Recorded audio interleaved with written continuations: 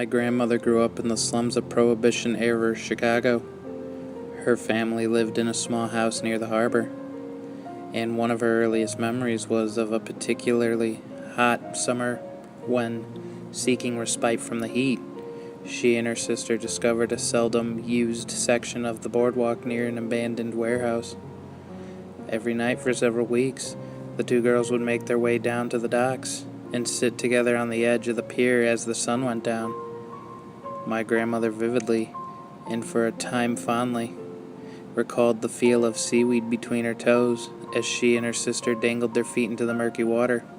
It wasn't until years later that she returned to the pier and found that the warehouse had been demolished. Curious, she made an inquiry with the Department of Planning and Development.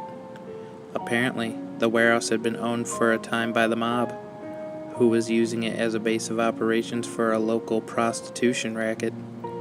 It had only been uncovered when an associate began disposing of rival hookers by fitting them with concrete shoes and dumping them into the harbor.